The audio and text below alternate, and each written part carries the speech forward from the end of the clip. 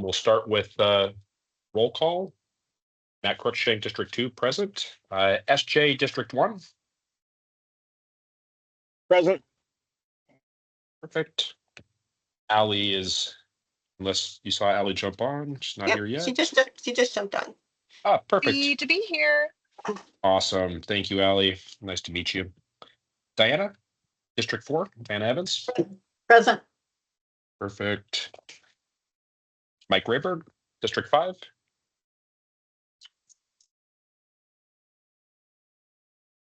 I don't see him. Nancy Pease, District 6. I'm here. Kathleen McArdle. Kathleen said she would not be here today. Chuck Coleman, Schuylkill River Chamber of Commerce. Thank you. Bob French said he was going to be gone. Jim Winchester, Planning and Zoning. Here. Perfect. Thank you, Jim. And Tor Anderson. Present. And that's representing Joint Base Elmendorf Richardson. That's correct. We have it. Awesome. So we have established a quorum. So we'll move to our public involvement announcement. So welcome to AMS Community Advisory Committee meeting. Public comments are welcome and encouraged within 3 minutes given to each speaker. After the committee discusses each time, a member of the public will be invited to comment. Housekeeping items for virtual attendees, please keep your camera off unless speaking. For those attending by phone, please press the *6 to mute or unmute yourself. Any questions? Not seeing any, we'll move to item 3, approval of the agenda. Can I get a motion to approve the agenda? So moved by Tor Anderson. Thank you. And you actually hit on the dot. I was just going to ask if you'd identify yourself. You do as you make it. And this is SJ. I'll second. Tor and SJ. Perfect. And just for a point of clarification before we vote right there, I know there was some discussion. It sounded like there was a couple of items that were added.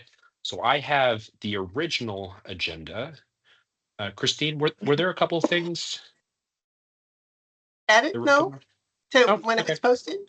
Nope. Yeah, I thought there was something where you were going to report on, was it, I think it was Nancy. Was there a subject that Nancy had requested to be added that you were going to, because one of the teams couldn't make it, you were going to talk about it?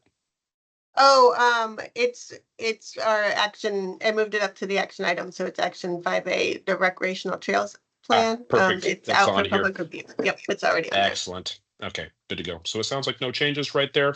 Are there any objections to approving the agenda? Hearing no objections, the agenda is approved. Move to number 5, action items. We have 5A, the recreational trail plan, open for public comment. The first, Christine? first the minutes. Should we do the minutes from last month? Absolutely. Yeah, I skipped right over that.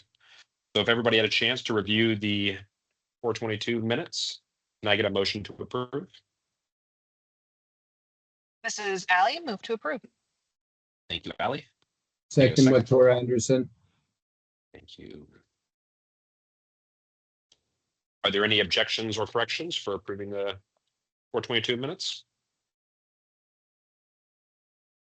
Hearing none, the minutes are approved. Now to item 5, action items. Recreational trail plan, open for public comment. Christine? Yeah, so this plan, Nicolette couldn't be here with us today, but the plan is out for public review. And Nancy brought it to the attention of the committee, hoping to get your feedback and possibly submit some comments that we could put through to the policy committee for submission on this plan. So what was linked into the agenda is the plan. They don't have a draft plan. They have an interactive max that you can make comments on, and just right now they're gathering feedback until August 10th.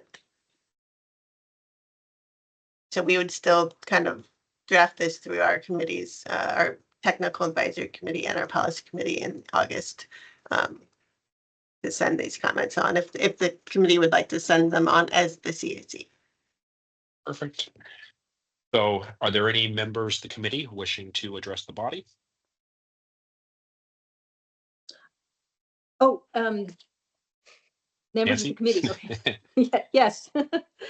I brought this forward because I feel that there's a lot of hybridization with recreation and active transportation, especially in the roadways, to some extent on our greenbelt type of trails, but definitely within the roadways. And the recreation trails plan, in my review, is very tightly focused on the trails in parkland units and in greenbelts. And the policies, and it's directed very, specifically to the staff of the municipal parks department. And I think that's maybe missed opportunity. We have a lot of recreational trails that use either all roadways or in part roadways. Examples, of course, everyone probably is familiar with the Moose Loop, which is widely promoted by our wonderful Park Foundation. It has, uses the coastal trail, but it also uses some roadways. It uses to get from, say, the Chester Creek Trail back over to the northeast side of town. So that's one example where there are road segments that are functioning for recreation and in a hybrid way.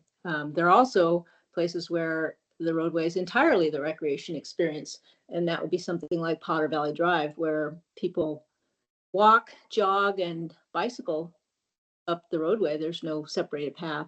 But to have that recognized, to have places like that recognized in the recreation trails plan, I think would set up the potential in the future to talk about the best design, the best posted speed, the best amenities, striping, and that sort of thing. So another way I was hoping that we would encourage expansion of the plan is to guide, to revise the language to so that it guides not just park staff, but all the other players that get involved in parks development. We're very aware of all the special interest recreation groups that get involved, but in addition, it takes traffic engineers in some cases. It takes right-of-way people.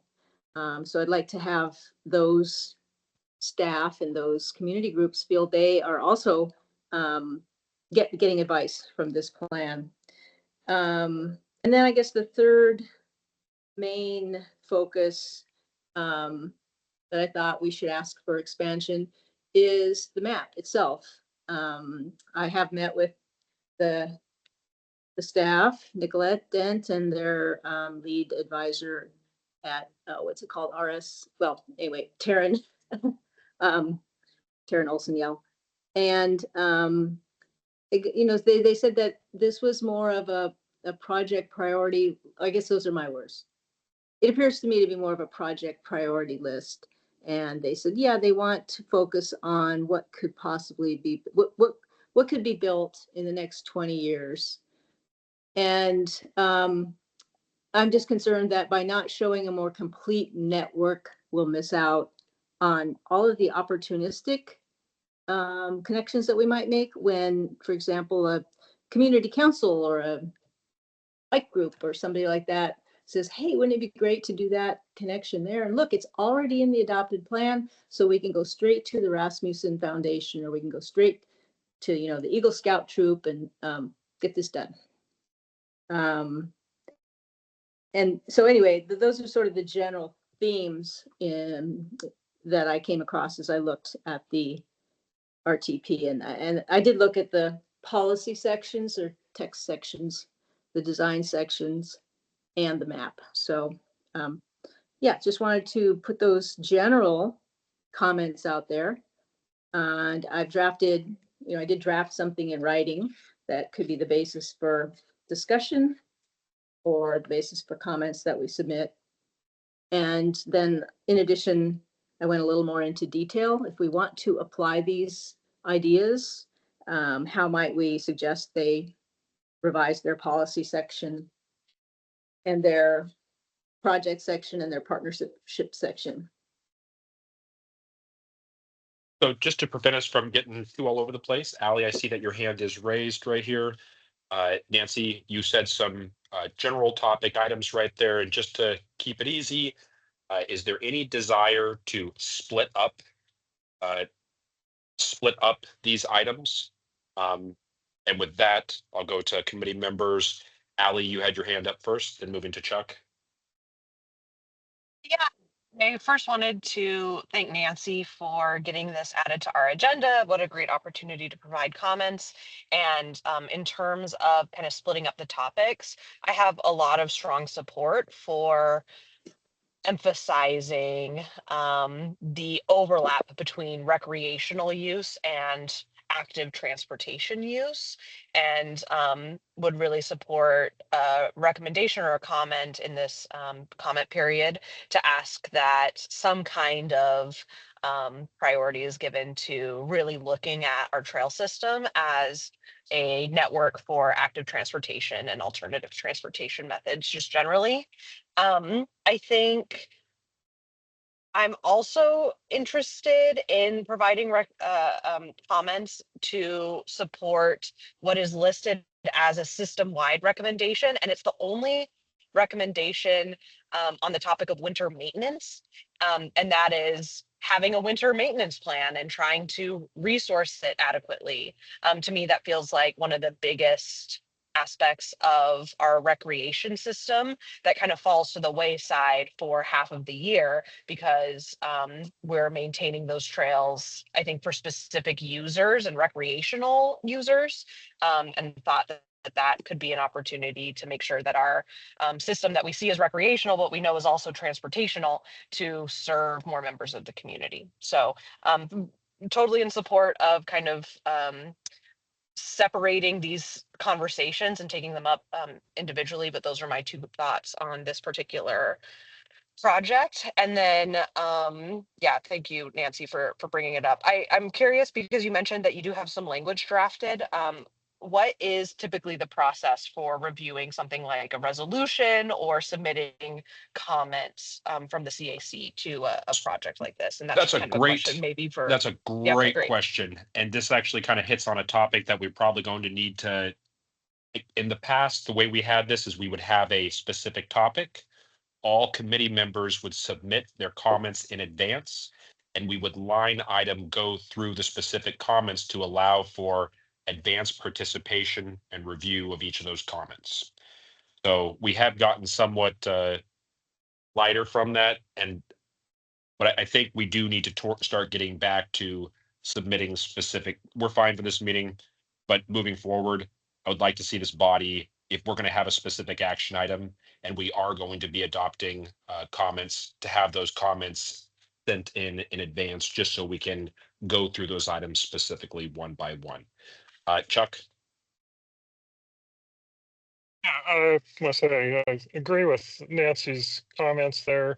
I felt like the plan and the outline and their narrative really focused on the Anchorage Bowl Park Plan as their guiding document, and the Anchorage Area-Wide Trail Plan. And I don't have the year, it's fairly old, but that was a little more inclusive plan that identified a lot of other trails. And yeah, I just wanted to say that I do agree with Nancy that it was very focused. I did have a question. Yeah, they're focused on the Anchorage parks generally, but does the trail plan include the land within Chugach State Park, or is that excluded from the AMATS plan? It does not include any land within Chugach State Park. It does include Chugach and Eagle River, however, but not municipal lands within that area, but not Chugach State Park. That's because it's Okay. outside the boundaries. Is that correct? I don't know where the SBURSA boundaries are. Yeah. Okay, yeah, a lot of the comments they've already received have to do, I don't think that's clear in their document then, because I was looking through comments and a lot of people were commenting on access to like the trailheads for Chugach State Park.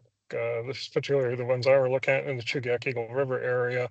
And so people don't know what they're supposed to be commenting on at this point.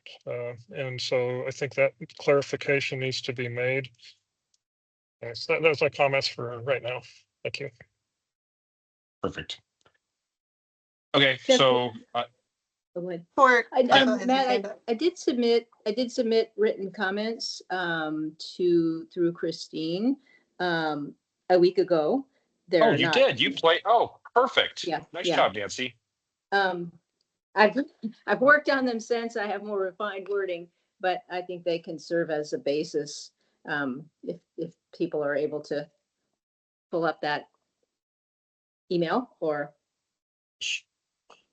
Do you want the same ones you sent me a week ago? Well, I have a more refined version, but I don't know if that is within our. Yeah, our Nancy, tool. no, I don't think any of us got a copy of your Yeah, comments. I was just looking Yeah, through. I don't. Yeah. I didn't If forward you those wanted, if you on. wanted to email it to us all now, I mean, we could Okay. review it. Can I email it to Christine and she can email it to you all? Well, I can, if you email it to me, I will pull it up so we can look at it and talk about it. Then everybody on the meeting can see. Okay, is Perfect. that- And then so for format, because we've had already some comments starting to go all over the place, just so we can start knocking them out one at a time right there. Once we but get this email, go ahead. Sorry, Matt, Tori had his hand up if there is Oh, something else my to wrap apologies. into it. Okay, so let me Oh. just throw one thing before you start going, just so we can have structure, right? Structure. Once that document is sent, Nancy, we're going to go line item by each of your comments, and we will approve each comment as we go. Then we'll move to, I'm sorry, was it Ali? Ali had a couple of additional comments right there, just so we're breaking them up and we can go through each one. You have the floor. Okay, thank you. So I just wanted to first say I agree with Nancy's point that the trail plan really should look at not just proposed projects, but also what is existing there. It helps paint the picture and communicate the kind of an end goal of interconnectedness of our trail systems. The second comment I had was, and it's in particular to the Muldoon Perimeter Trail. So we met with the trail planning team earlier, and it's located on Jay Bear property, and just there is a rec access app that we ask that people use when they are recreating on Jay Bear property, and it's to be able to know when people are there, so that we can, should we say, maybe not chase them out, but make sure that we are not doing live fire training with people recreating on trails that are on base. So just wanted to bring that up as a comment here in this forum. Over. Oh, that's a great point. Okay, Christine, did you get those comments from I Nancy? haven't got them yet. I have the ones from a week ago. Okay, just to keep it going, once you get them, you'll put up on the screen. Nancy, Mhm. do you want to go Yes, through your comments line by line, just so we can get one at a time knocked out? Okay, let me just send this. Okay, I'm pretty bad with my filing system here, but I'm gonna do this right now.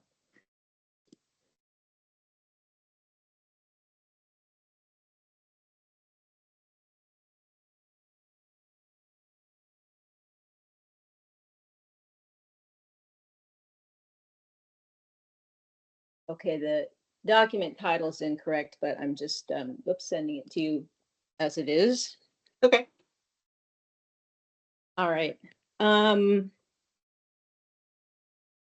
Yes, just in general, there were kind of three main comments, overarching comments, and then I went into sort of which policies in their draft plan would implement those main overarching revisions. So the three main overarching revisions are the need to acknowledge and guide the collaboration of diverse agencies and citizen groups who create and maintain trails. And in parentheses, the current draft plan focuses on municipal park staff. So that's the first general comment. The second comment is the need to expand the project map to include more projects outside of park units. And the third is the need to adopt by reference the detailed trail connections in other adopted municipal plans. And then as Christine looks for did you get my email, Christine? I didn't. You did not. No, not yet.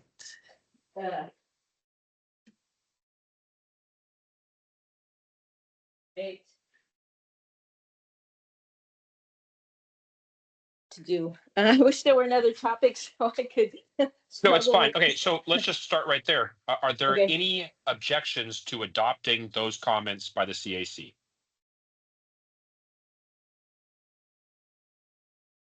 No objection. Those comments are adopted. Diana? Oh, did you have an objection, Diana? Wait, you're on mute, Diana.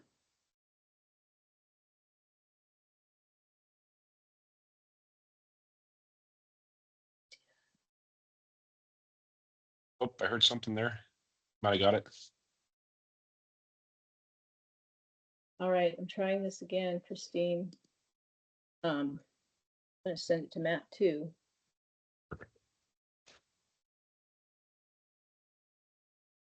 Diana, can you hear us?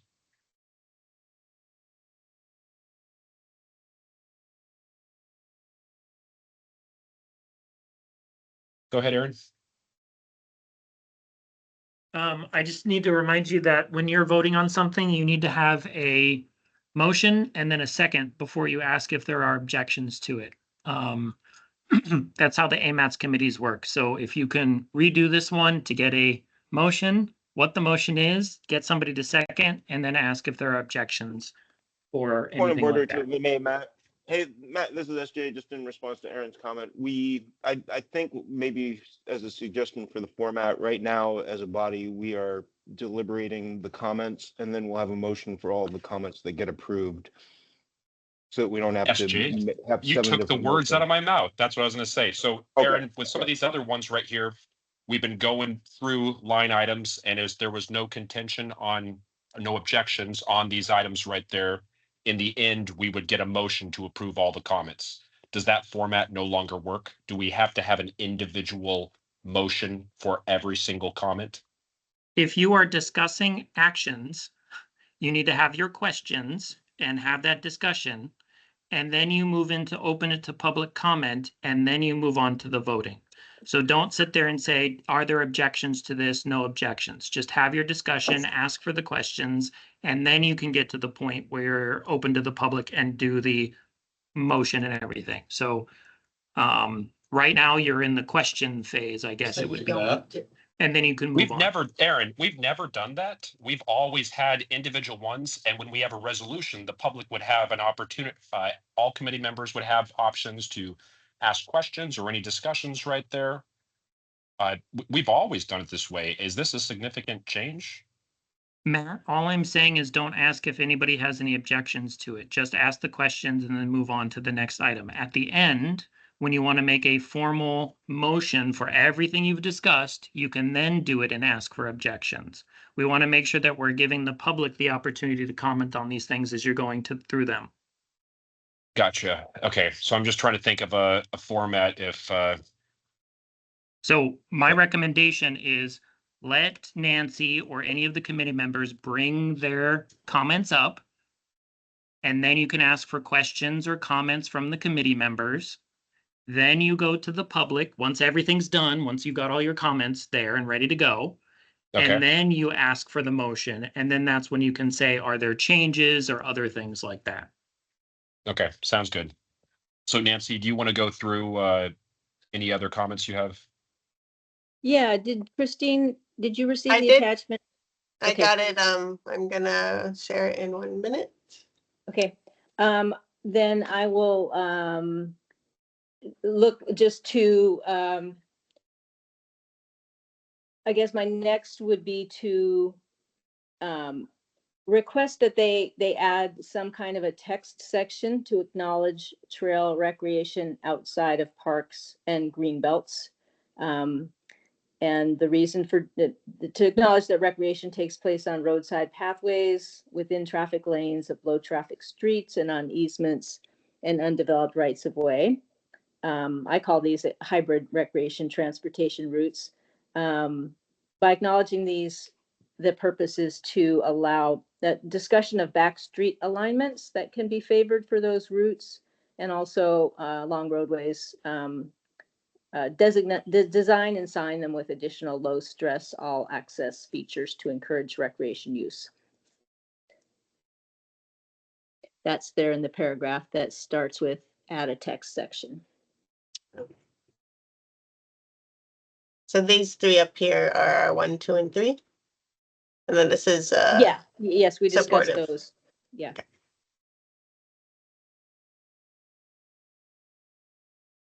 Let me see if I can put us over here so I can still watch. Diana, you still have your hand up. I think you're on. You're not muted anymore. If you need to, if you're ready to speak. Well, I'm just not sure now whether we're allowed to ask questions about what's being put forward, or if we have to wait till later. Because I'm not. I have a question related to the first thing Nancy said. Yeah, I There's think no you guys- motion on the floor. It's open for general discussion at this point. Okay, so my question is, I'm not really familiar with the document as much. I haven't been to any meetings about it, but if we try to address people outside of the Parks and Rec staff, I mean, does it have any, is there any, does it have any bearing? I mean, can you tell someone what to do if it's, that isn't in the parks, in the MOA or in the park staff? I mean, are we trying to do something that that is not authorized just by virtue of what the plan is? I don't know. Well, this is Nancy. My understanding is it's not a parks plan. It's a recreation trails plan. It's funded through AMATS. It is, the parks planners are the main municipal staff working on it. But it seems to me that we should be able to help guide other municipal staff. It's not like this will guide the DOT, but it should be able, I think, to guide other municipal staff. Aaron, can you shed any light on that? Can you give me an example of what you mean, just so I'm not misunderstanding you? Okay, so on the next page there, under like 2, the partnership section, right now, there's a policy that says municipal or park staff should participate in municipal projects to provide comments on non-motorized facilities. And it would be more expansive and more powerful or influential if we ask municipal staff rather than just park staff, because there are instances, for example, where we might want the traffic engineers to participate and add their knowledge, or we might want the right-of-way specialist, or the PM&E, the private development person, to participate in commenting on a particular project. Well, it looks like this is talking about just participating in municipal and state projects at the scoping and design steps. So those staff are already going to participate. I think because this is a trails plan, it's trying to focus specifically on the park staff, recognizing that all those other staff are kind of already part of it. Like the traffic engineer is already required to participate on all those projects. So I don't really know if changing it from parks to municipal staff is going to do anything.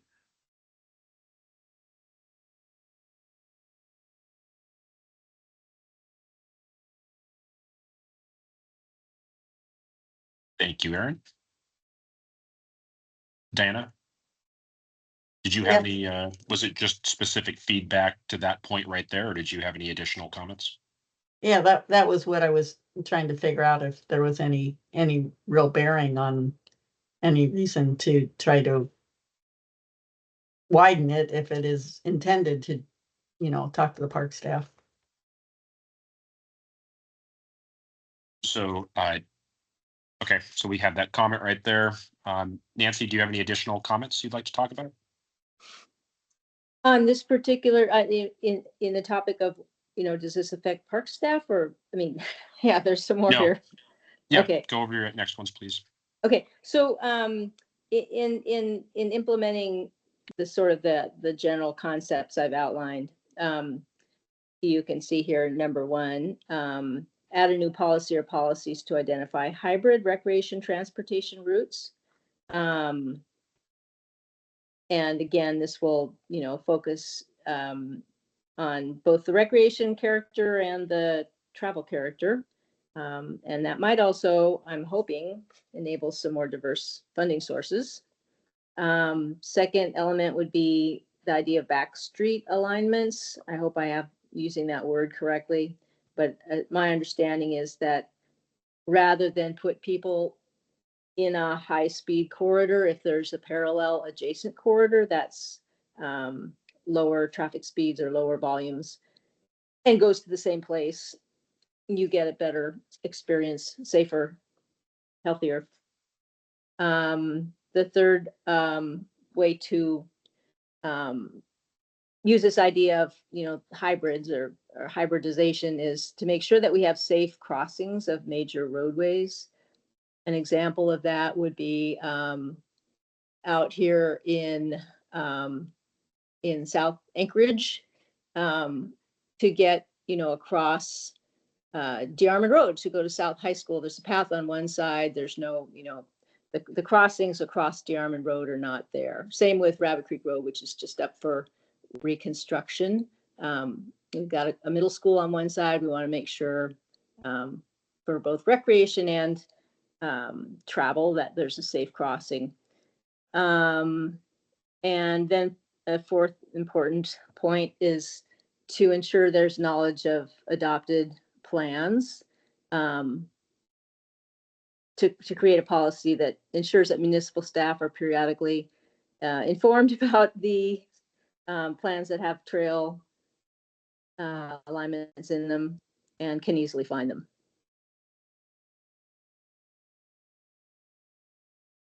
Any question on those additional comments right there? Allie? I really appreciate all of these. I had a question about the safe crossings of major roadways. It does seem like there are a couple of recommendations for the system-wide recommendations that kind of speak to working across agencies and having park staff be involved in those discussions, which I do think gets set to the spirit of what we were talking about with that first kind of overall conceptual item. But there is a okay, so this is ID 22 in the system-wide recommendations.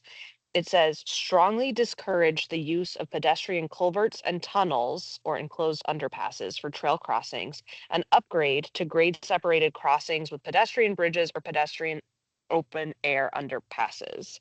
I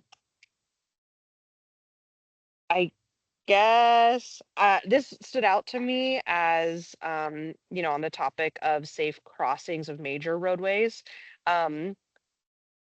This one stood out to me. I'm thinking about that crossing on the Moose Loop at Lake Otis. That's always just really harrowing. And there's the underpass, but you kind of have to go out of your way for it. So I was wondering if there's anybody here that could kind of speak to what that recommendation is trying to say. because I also, yeah, I guess I could see it.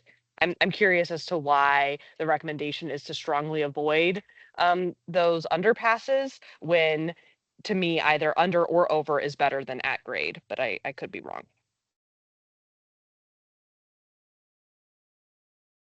Great comment. Ally, this is actually agree. Nancy. I reread that, and it says that a tunnel or a culvert is to be strongly discouraged. So a bridge type underpass would be preferred to a tunnel or a culvert type treatment.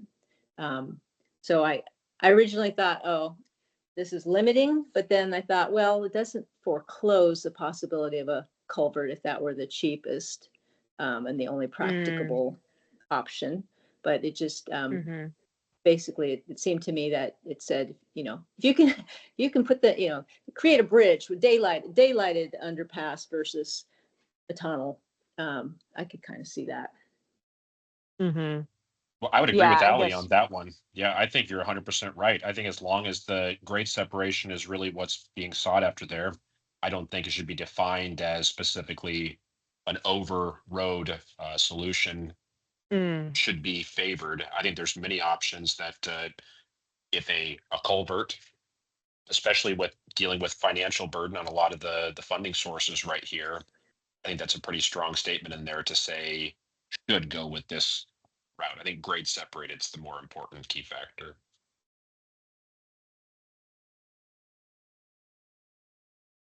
Chuck? Yeah, that was one that jumped out to me in terms of cost. The cost of building a bridge versus using the culverts that are utilized on the Tony Nose Coastal Trail and other trails are very cost effective, and we could get a lot more trails built by staying with that standard. And we're going to, you know, be spending 4 or 5 times more money to build retaining walls, to build an open air bridge underneath. So yeah, that one jumped out at me, and that's my comment on that one. Perfect. Are there any other committee members wishing to present their comments? I had a couple more. Oh, you got, okay. Yeah. Yeah. Go for it. I think you can see what's up on the screen there. In terms of expanding the plan, again, the project map is much more narrowly drawn than the original area-wide trails plan from 1997. Now, granted, there's a bike plan that's been adopted, so some of the network is shown on the bike plan. But even so, this plan seemed to have mostly large projects that show up with area-wide importance, which is great. That's great. But that isn't the whole network that the community wants to work on or should be working on, because all of our trails are generally built, or many of our trails, our best trails have been built, you know, segment by segment. So with that in mind, I had language I'd like to add to policy 31 and policy 32 to adopt by reference the trail connections that are shown in the municipal comprehensive plan and the coordinate also with the AMAT's non-motorized plan. So specifically, for example, in the Hillside District Plan, there are a number of connections. So it just wouldn't rise to the level of sort of needing to be on an area-wide plan. But that doesn't mean that when a subdivision goes in there, there shouldn't be a connection. And so if we don't reference those plans, I'm concerned there might be a legal argument made later that, oh, I guess those were deemed dismissible. They weren't adopted or referenced in any way in the update in 2024, 2025. So I guess those don't count anymore. And rather than abandon all that careful analysis and planning and without, you know, without real community attention to that abandonment, I'd rather adopt those plans by reference. And then on that same vein, I think the intent is to prioritize the construction of some really important projects in the RTP. But I think we can prioritize construction of the missing recreation trail connections in the RTP and still support construction of recreational trail connections in the neighborhood and district plans. And then also to identify that future connections will be identified between neighborhoods and community destinations in the course of other infrastructure and project development. So to keep people thinking on their feet and not just, if it's not in this plan, then we don't need it. But if an opportunity comes up, to put in that missing link. And finally, with regard to the trail classifications, in the past, some of our design manuals have shown unpaved shoulders. At one point, I think Title 21 recommended unpaved shoulders on the most heavily used, the largest trails.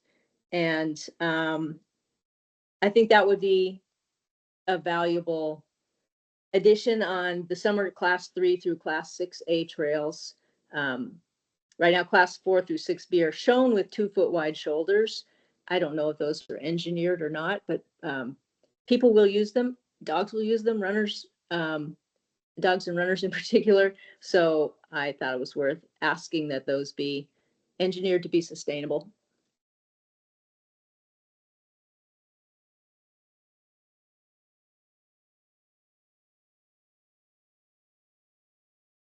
So I have questions on that one. Will you expand on that, Nancy? What do you mean the trails would be sustainable? Well, outside the asphalt, there is shown on the diagrams of these class 4 through class 6B, a shoulder. Presumably it's an unpaved shoulder. And so presumably runners and joggers and dogs are going to be walking on that or running on that. And we've all seen, like on the existing coastal trail now, people who prefer a soft surface, they run along at the outside the edge of pavement, and it creates, I don't know if I don't know if it's engineered for it or not, but it eventually becomes rutted and puddled and undercuts the edge of the asphalt. So what I'm asking is that we actually design and build these larger, heavily used trails so that there is a soft edge that's sustainable, that will hold up to the foot traffic. Got it. So you can have multi-modes right there is soft trail or hard trail. Right. Thank you.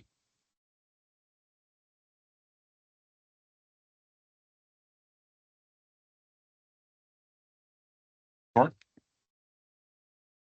Yeah, I was just gonna make a comment on that, and just looking at the trail classification, so summer classes 1 through 4 are unpaved trails, which is probably why we don't also have an unpaved shoulder. Because it's the same structural section for the full width of the trail. I've gotten that wrong. I thought class 3 was paved. Yeah, the document I'm looking at, the paved surfaces start with class 5. Maybe we're looking at different documents.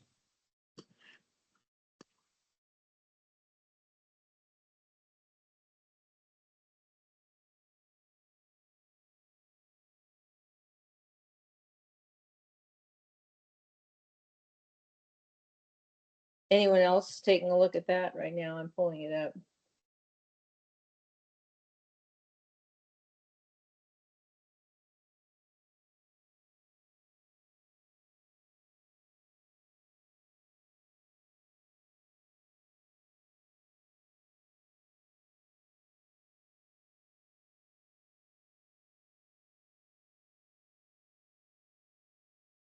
So full disclosure, I'm operating off my phone and it printed out all of the documents right here. So I do not have a copy or can very much read what's on the screen right there. Did you have, I know you're looking it up, Nancy, but did you have any additional comments on the screen there?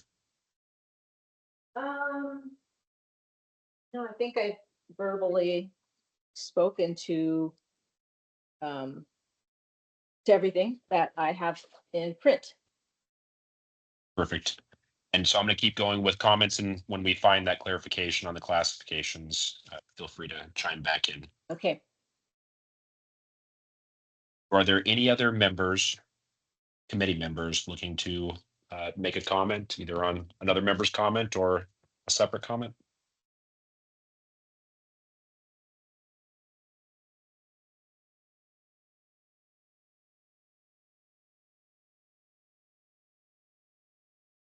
So not hearing anything, Aaron, I think I understand your point you're trying to make is we would ask for, with not having additional comments, we would ask for members of the public if they had any comments, and then we could move to actionable items. Is that correct? Yes, sir, that's correct. Thank you. And then also, just a reminder, you can make edits to the comments as part of your motion, like as part of the motion period. Perfect. Thank you. Through the chair, Go ahead, Nancy. the previous member, I'm sorry, don't can't attach names to voices, is correct that the class 3 trails are not necessarily paved. It says imported materials or hardening of surface is common.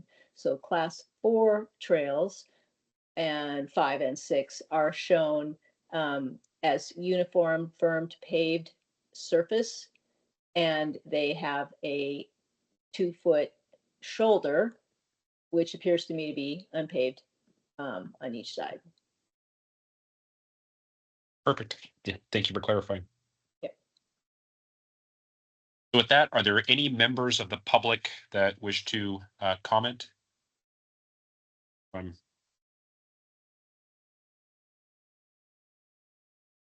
We have anybody. Not seeing anybody. So I'm not seeing any hands raised. Christine, you? No. Okay. So with that, I would entertain a motion to adopt all of the comments made. This is SJ. I'll This- make that motion. This is Okay. Nancy. I will second it. Okay, so now we have a motion on the floor adopting all comments. So we are under discussion, and an amendment could be made if desired.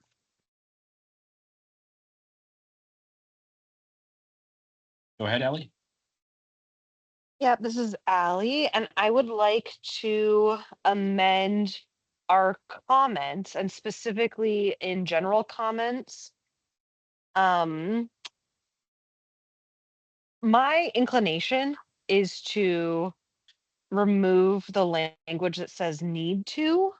I think that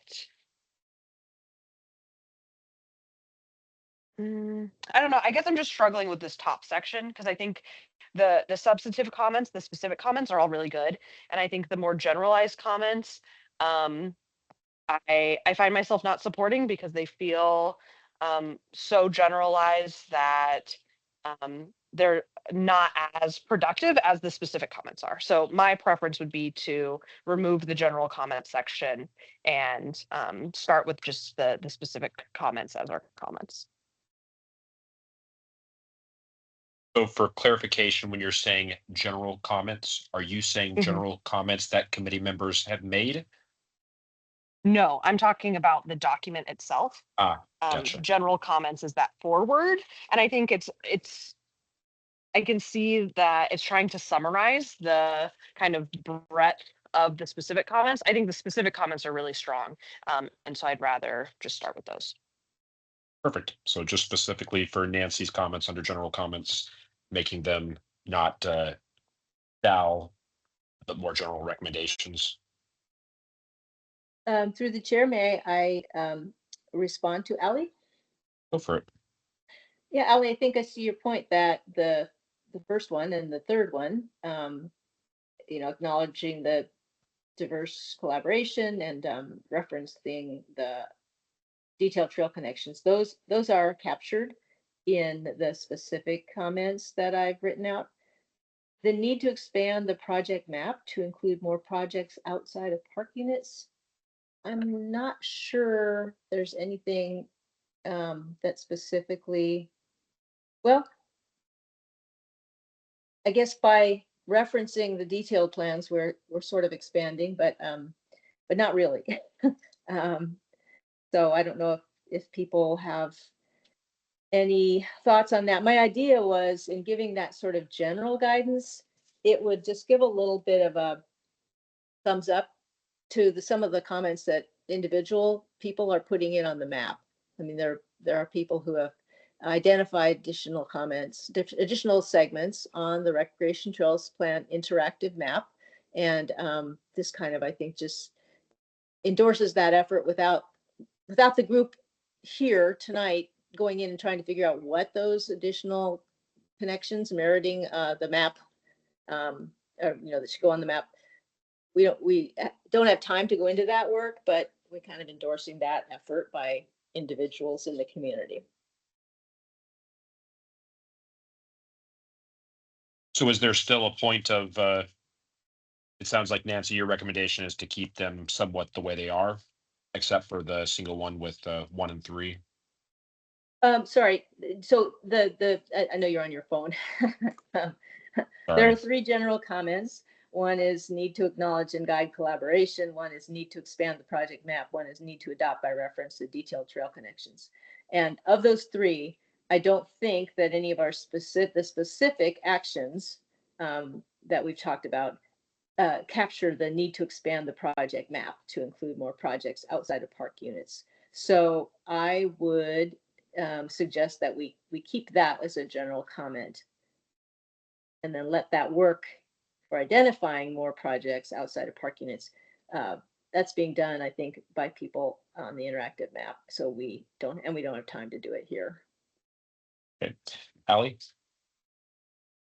Yeah, and just to respond, that's a helpful clarification, Nancy.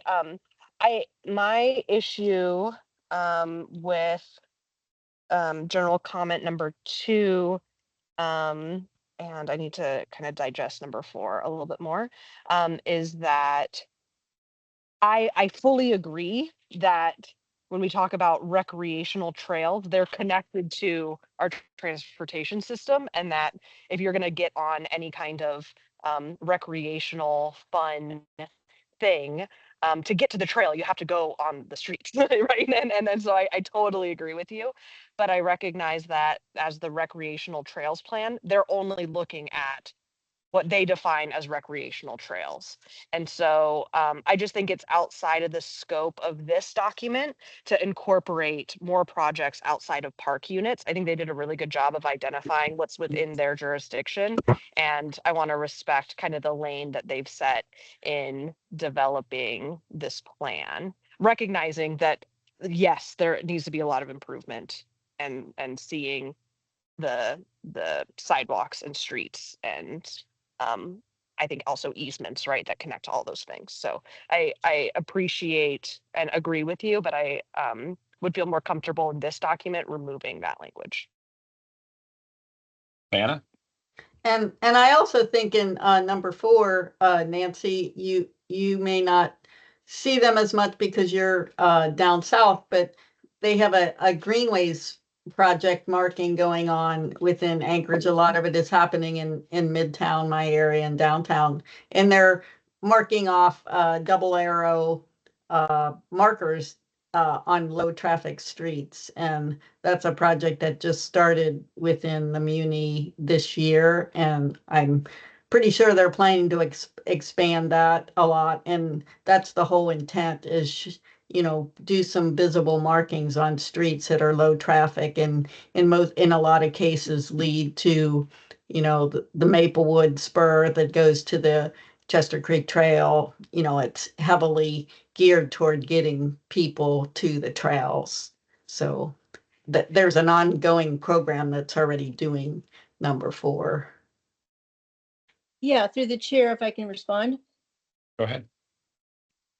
In South Anchorage, I just feel that a lot of the opportunities fall outside of that kind of program. And I did talk to Donovan Camp about the Neighborhood Greenways program. And he said that's just for short segments.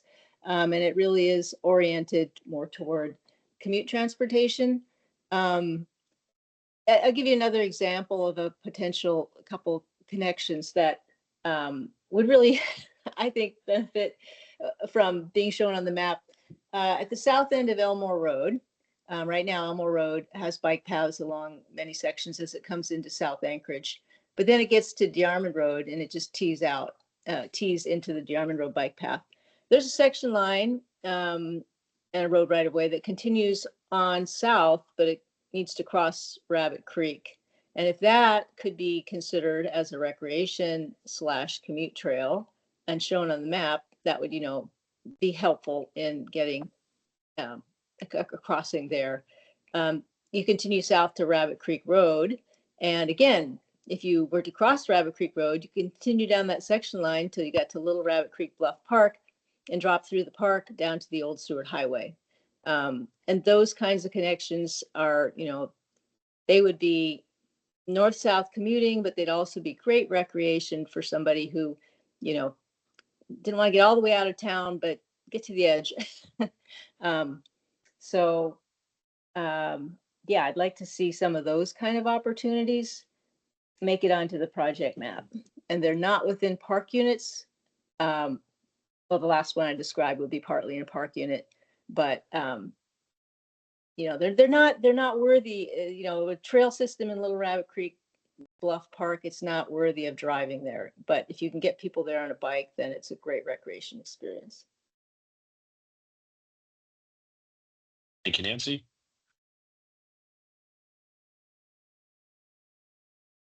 Any other comments? So to be clear, there has been no formal amendments. If we have any formal amendments, I need a first and a second.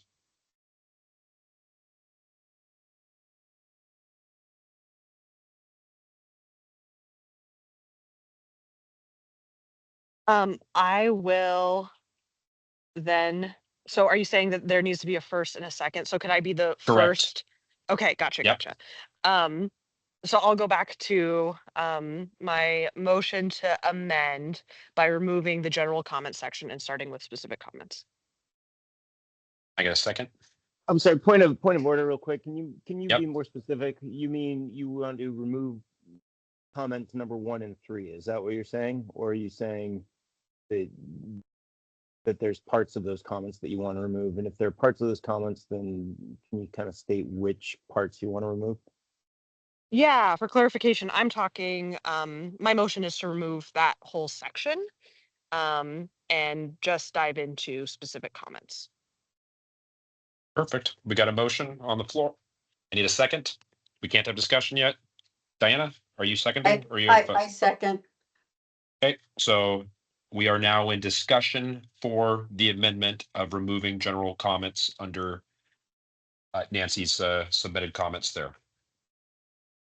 Dana, do you have your hand is still up or? Oh, nope, sorry.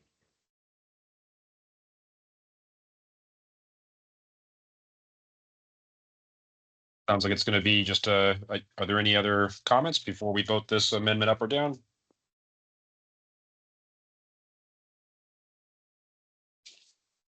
Hey, Matt, considering there probably is going to be votes for and against. We're going to do a roll call. Okay. Yeah. Okay, not hearing any comments. We're going to, oh, I heard something. Just before you get onto that, for the record, Mike Rayberg showed up at 5:56. Oh, perfect. Hey, Mike. Present. Perfect.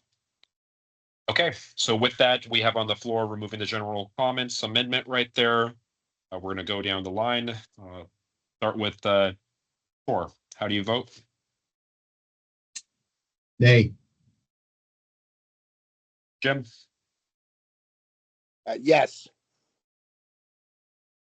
Bob? Oh, sorry. Chuck? No. Kathleen? Oh, no. Nancy? No. Diana? Yes. I'm going back. I skipped Mike. How do you vote, Mike? I'll abstain from this one. Okay. Allie? Yes. SJ? I'll vote no. I vote no. We have 1, 2, 3, 4, 5 nays. We have 1, 2, 3 yeses. You concur, Christine? Yes, and then one abstain. Perfect. So the amendment does not carry. So we are back to the original comments with no amendments. Do I have any objections to approving the comments?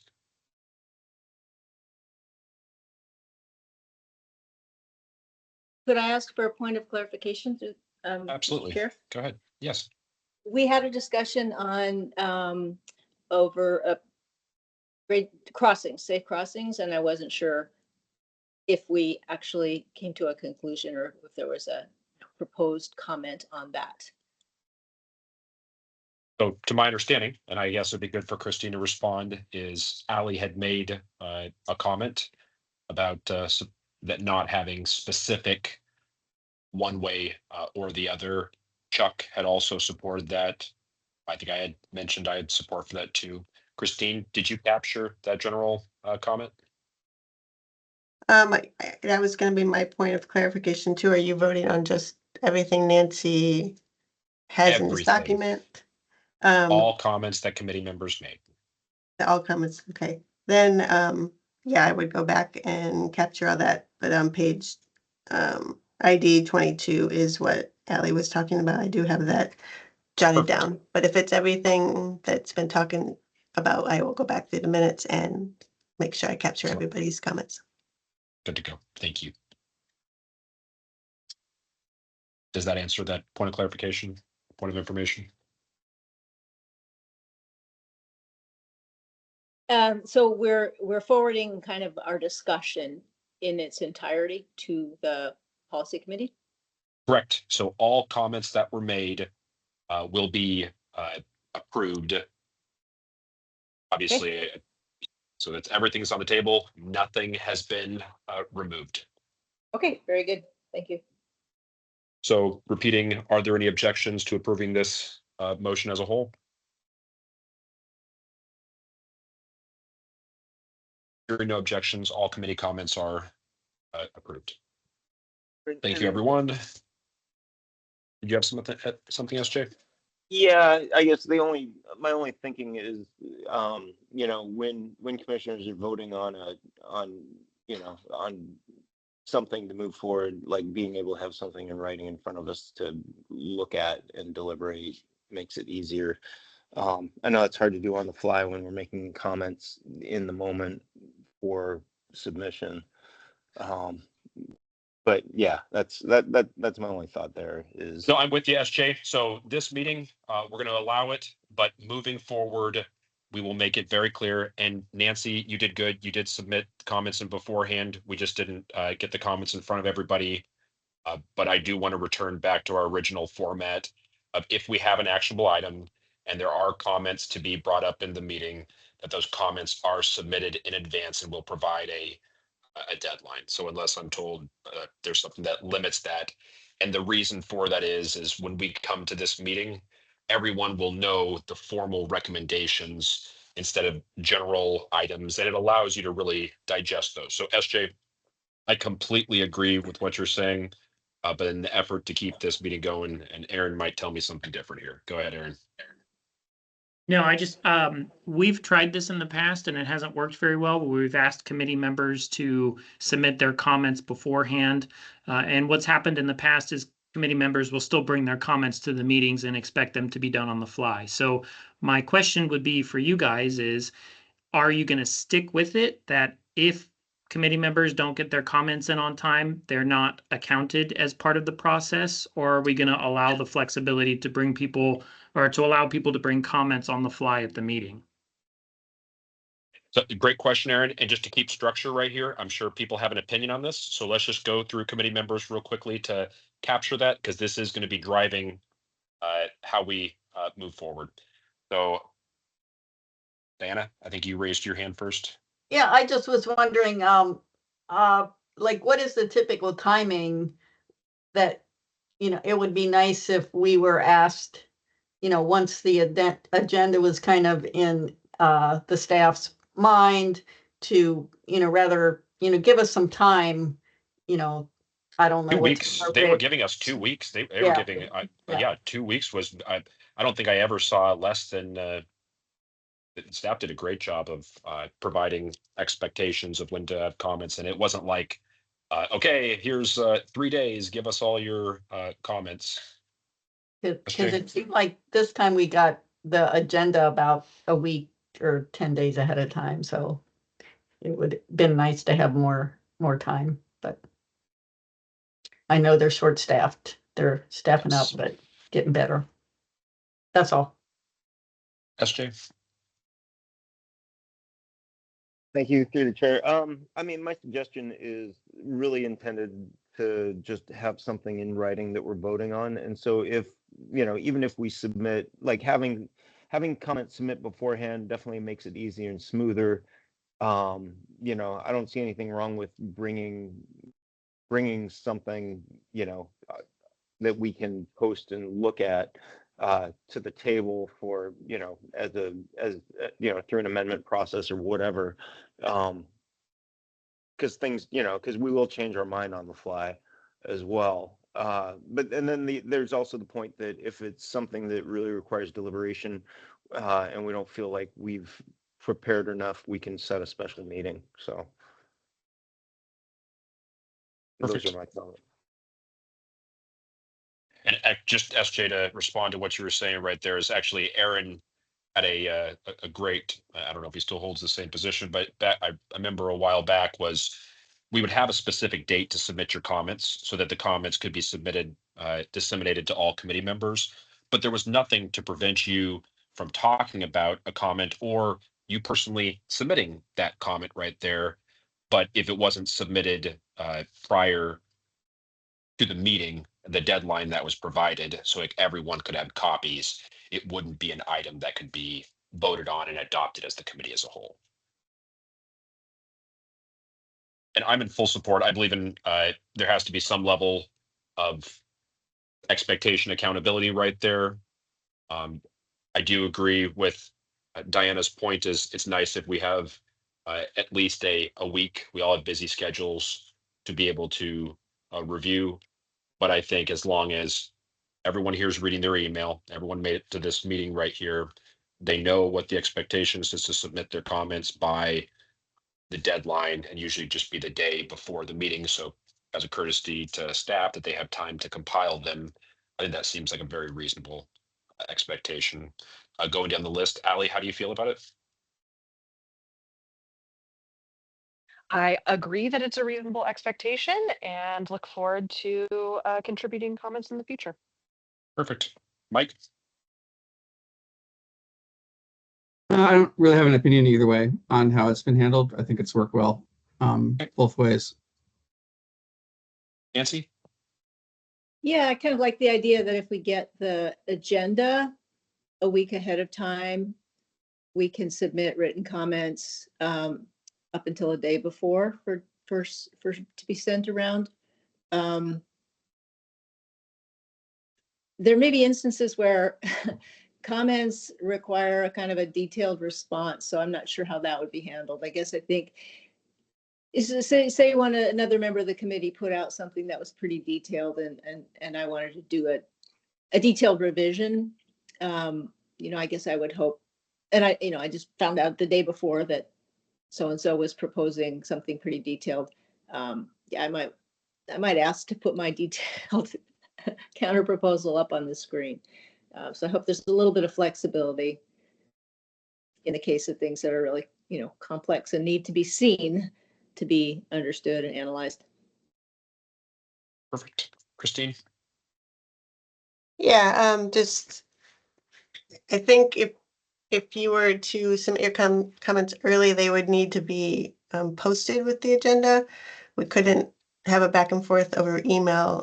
So it'd be either maybe a month before the meeting, I tell you what the tentative agenda is. Anybody can bring other items that they want. And then 2 weeks before the agenda is due, I'd ask for your comments so that I can post them. So a week before the meeting, it has to be posted online. If you do it, get your comments to me the night before the meeting, that would just, you still wouldn't see them till the meeting. I would hold them and then they'd just be in a nice organized fashion so you could look at them in the meeting. But if you want to see them, I think the public has to see them too. So that would be 7 days in advance of your meeting that they'd have to be submitted. And then you could think about it and ruminate on it, but you couldn't have a back and forth until the actual meeting. Yep, perfect point. We don't want to violate Open Meetings Act and making sure that we have those comments submitted before notice deadline requirements. Chuck? I'm open. I like, the comments in advance, but during our discussion, new opinions and other comments, may develop that would be appropriate to be included from the committee. So having a hard, fast rule about not having any other comments, I think, we don't have all the information until we have our meeting, and having staff's input and other, just general discussion, then we come to our conclusion of what our comment will be. So I think it just needs to be a little bit of flexibility in it. That sounds fair. And you are right. Sometimes there's a great comment that comes up that maybe the body as a whole does support, but we don't want to tie ourselves. So maybe that's an important way, is if the committee as a whole wants to take up that question, having that flexibility. So yeah, good point. So Bob's not here. Jim? He's still here? Perfect. Yes. I appreciate written comments in advance, and it helps guide the discussion. If you feel strongly about a certain item or have expertise in it, then please share your thoughts so we can get to the best answer. Perfect. And Yeah, so I like seeing written comments in advance, but I think it's important to maintain the flexibility so that thoughts and ideas born out of our conversation can be considered.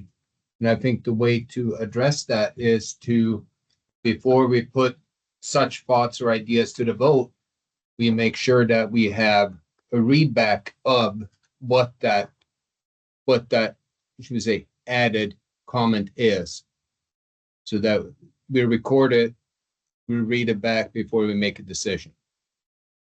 Over.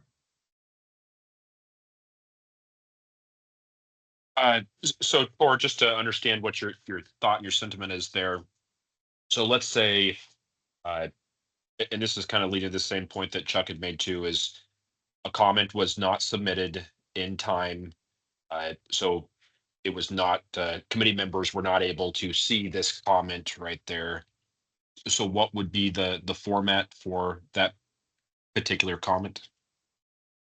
So let's say that a new comment or a new idea is born out of the discussion, and then we would, write that comment down. We would read it back as a separate item that, okay, we have comments submitted in advance of the meeting, consider them, make a decision.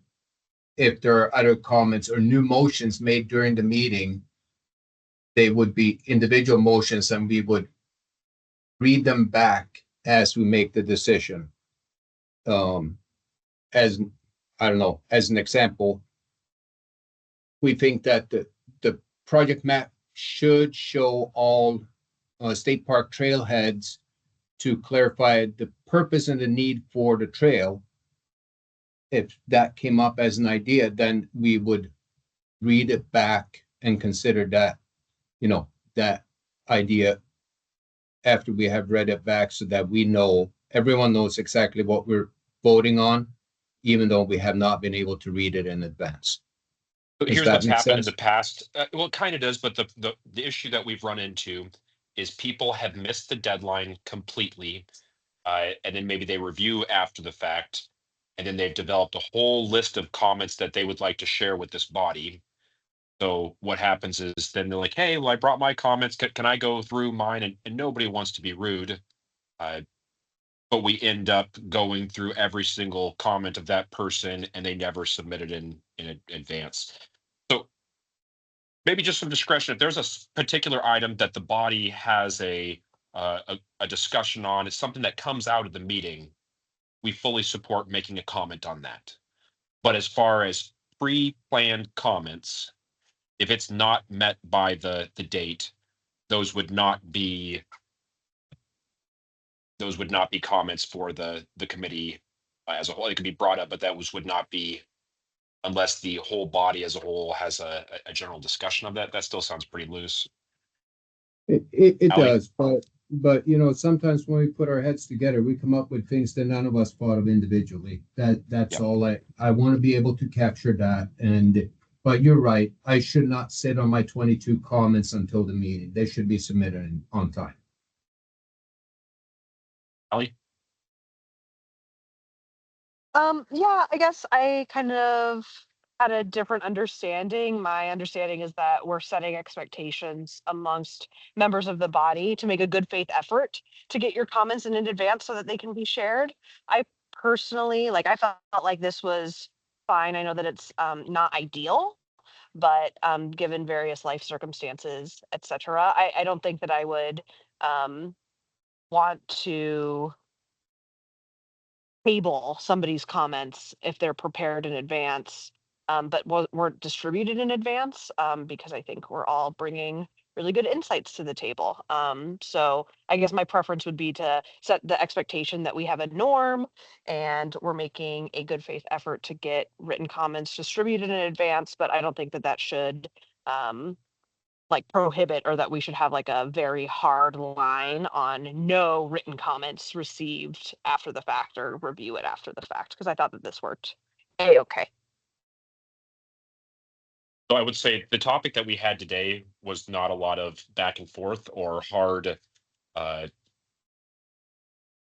If we have topics that can have a lot of contention, it can get very, it's nice to be able to review and determine positions on those in advance. But okay, we need to keep the meeting going. What I'm hearing overall is expectation that people do submit their comments in advance. So we are going to pursue that format, but also hearing the committee members that we would like some flexibility if some good ideas come up beforehand.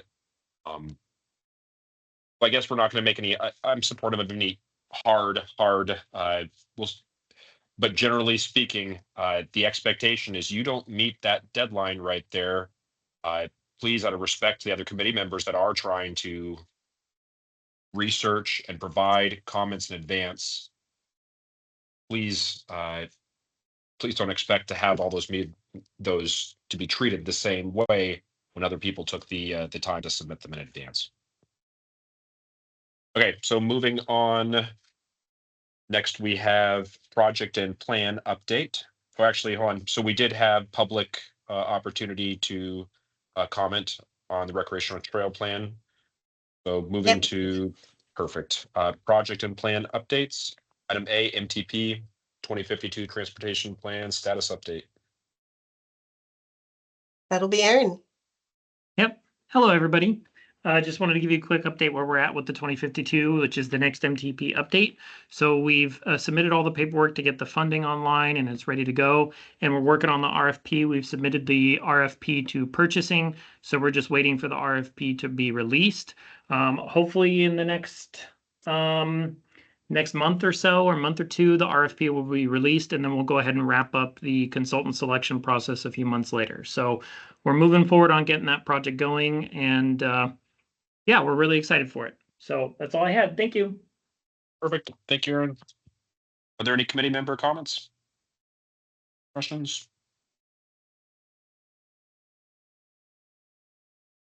Sorry, I Are there didn't get any my hand up. members? Oh, go ahead, SJ. I'm at.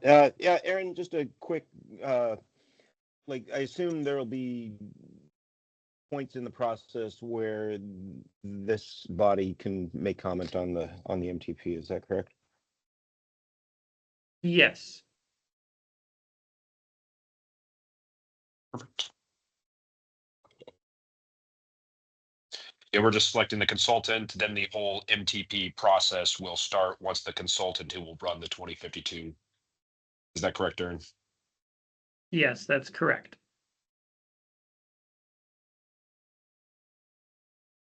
Perfect. Are there any members of the public wishing to have any questions about the MTP 2052? Not seeing any. Moving to 6B, Transit Supportive Development Overlay. And this will be Daniel McKenna Foster from the Planning Department. This will update you on this. Hi, Daniel.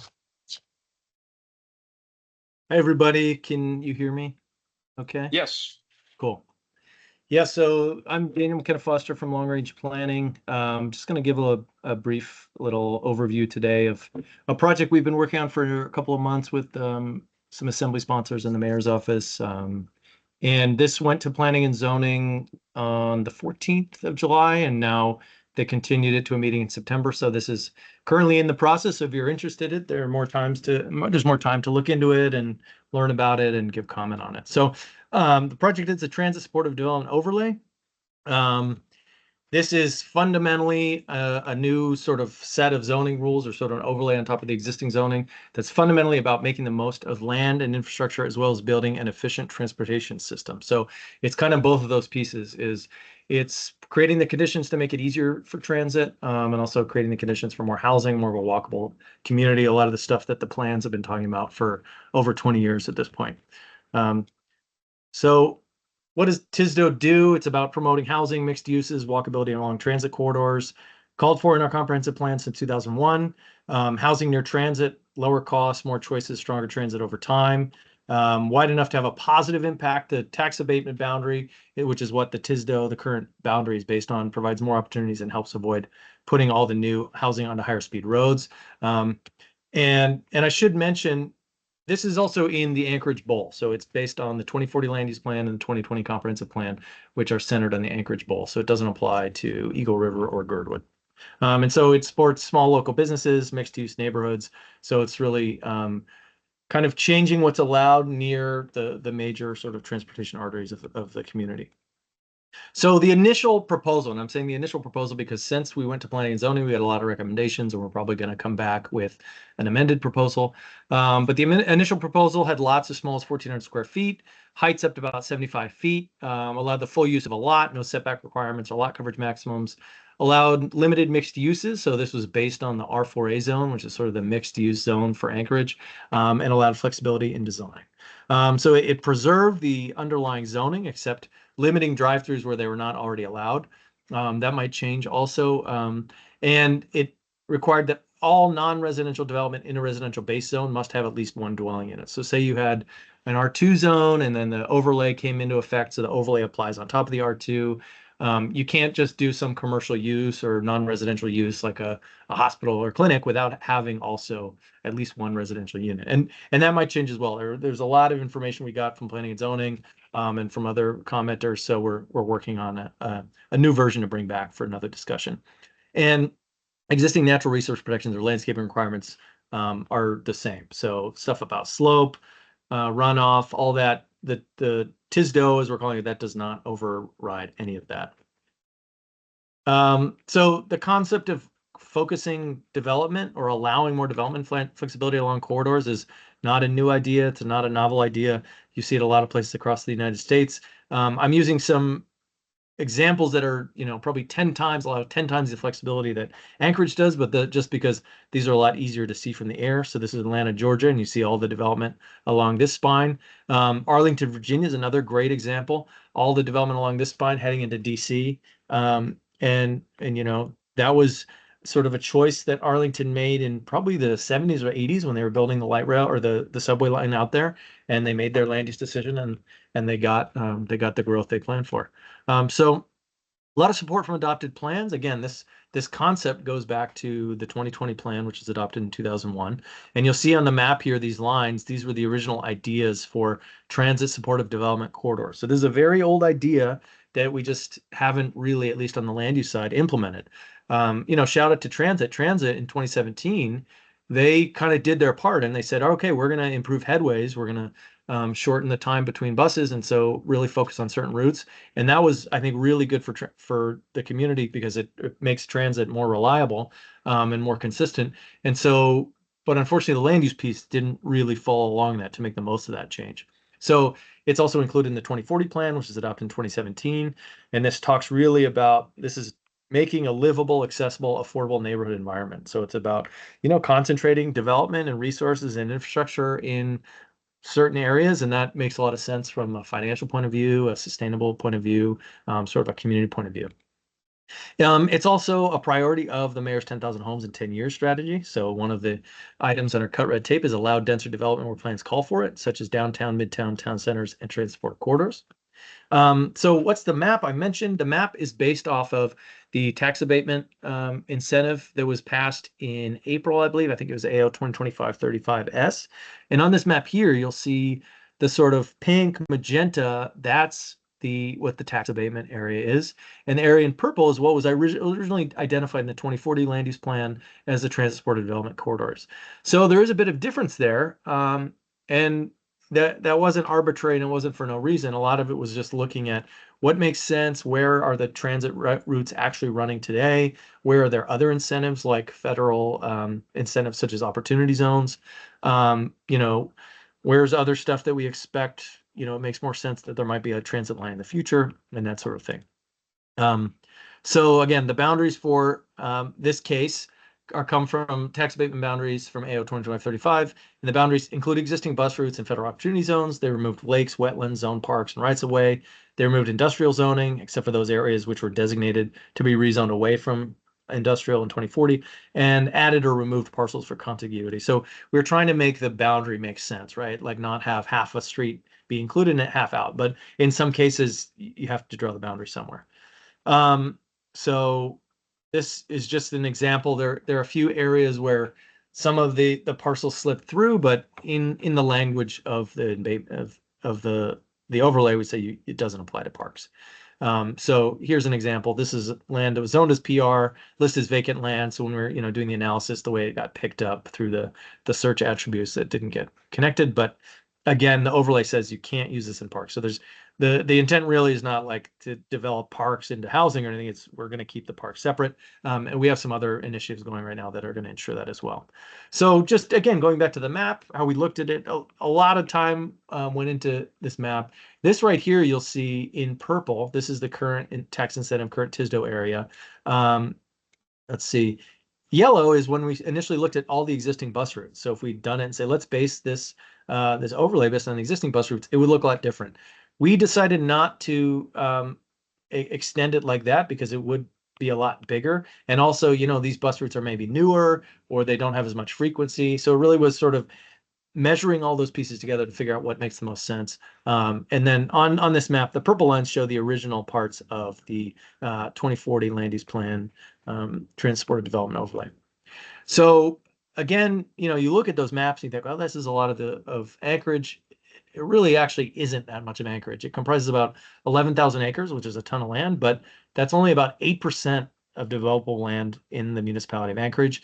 And it's only about 70% of developable land within the Anchorage Bowl. So, it's less than a fifth of the area of the Anchorage Bowl.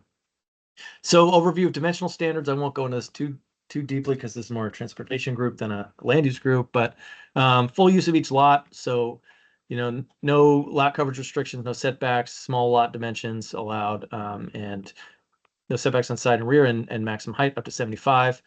So this is kind of thinking about how that might change. These are actual lots. This is to scale. This is Muldoon Road, and there's this sort of open space next to it. And thinking about this is an R2D zone. This is the current developable envelope. So if you maxed out what you could build on the lot, you would build to this. And this is what the TSDO would allow. So it allows a lot more flexibility on a lot, but in general, most properties almost never build out the full envelope because zoning it's a ceiling, not a floor. It provides a realm within which you can work. It doesn't say like this is what's most likely to happen. And also the pace of change in Anchorage is so slow that most streets, or most blocks, you might see one house change every 10 years. Some areas have seen a little bit more than that, but in most areas, change just doesn't happen that fast in Anchorage. And again, this is not, again, a new concept. This is classic of cities, that a lot of different housing types working together, residential in characters, residential in character. So this is from Chicago, another one from Chicago, something similar in Seattle. And this is more, I think, what the 2040 plan was envisioning. This is a type of development called a 5/1. This is actually a 4/1 because it's basically concrete podium first floor, and then above that wood frame construction. So you can build up to 5 stories of wood frame construction, and this on top of that concrete floor. And this is one of those 4/1. So 4 floors of wood over 1 floor of concrete. And this in the last 15, 20 years has been a really good way to get housing on smaller lots, and it's sort of you'll see it all over the country. And so that's, I think, what 2040 was envisioning. And I say that because if you look at pictures of 2040, and that's what's on the front of this slideshow, actually, it's all pictures from 2040, and it's all pictures of stuff like this.